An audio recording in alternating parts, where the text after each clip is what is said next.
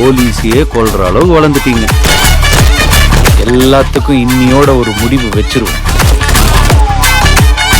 அவன் மொத்தமே நான் முடிக்கிறேன்.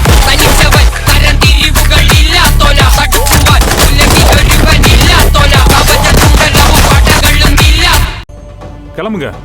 விசாரிச்சுட்டு ஏதாவது தகவல் வந்தா சொல்றேன். கிளம்புறதா? எங்க சார் கிளம்பணும்? என் புருஷன் இல்லாம நான் வீட்டுக்கெல்லாம் போக முடியாது. அவரை எப்படியாவது கண்டுபிடிச்சு கொடுங்க சார். அது வரைக்கும் நான் இங்கே இருக்கேன் சார். இங்கே இருப்பீங்களா? ஏமா, அப்படிலாம் இருக்க முடியாதுமா. லேடிஸ் இந்த மாதிரி டைம்ல ஸ்டேஷன்ல வச்சிருக்க எங்களுக்கு அனுமதி எல்லாம் கிடையாது. ஏன் சார்? இதோ அவங்கெல்லாம் இருக்காங்கல்ல, நான் அங்கேயே இருந்துக்கிறேன். அது சரி, இருக்கிற டென்ஷன்ல லா வேற பேசுறீங்களா?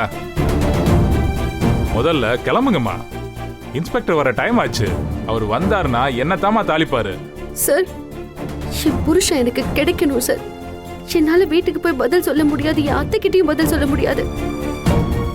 என்னோட சூழ்நிலை உங்களுக்கு புரியாது. நான் இங்க இருந்தாலும் போக மாட்டேன் சார். எவ்வளவு நேரம் ஆனாலும் சரி, எவ்வளவு நாள் ஆனாலும் சரி, நான் இங்க இருந்து நகர மாட்டேன் சார். என்னம்மா அது? நடுராத்திரி வந்து இப்படி பிடிவாதம் பிடிக்கிறீங்க? சார், இது என் வாழ்க்கை சார். எப்படி சார் நான் வீட்டுக்கு போக முடியும்? நீங்க ஏதாவது ஒரு ஆக்ஷன் எடுங்க சார். உங்க ஸ்டேஷன் பேரை சொல்லி போலீஸா நடிச்சு வேற ஒருத்தன் என்னை ஏமாத்திருக்கான். அவனை கண்டுபிடிங்க சார். அதுக்கப்புறம் என் புருஷன் தன்னால கிடைச்சிருவாரு. யோ கான்ஸ்டபிள். சார். Yes sir. யோ, இவங்க சொன்ன ஏரியா அடையாளம் இதெல்லாம் வச்சு ஏதாவது டீடைல்ஸ் கிடைச்சதா? விசாரிச்சிங்களா? விசாரிச்சோம் சார். இவங்க சொல்ற மாதிரி எந்த சம்பவம் நடக்கல சார். அந்த இடத்துல ஒரு சிசிடிவி கூட கிடையாது சார். திட்டம் போட்டு தான் என் புருஷனை கடத்திருக்காங்க. கடத்தினானுங்களோ என்ன பண்ணிருக்கானுங்களோ, அவர் எங்க எப்படி இருக்காருன்னே தெரியலையே சார். அம்மா, இப்படி நீங்க அழுகிறதுனால எந்த பிரயோஜனமும் இல்ல. உங்க சூழ்நிலை எனக்கு புரியுது.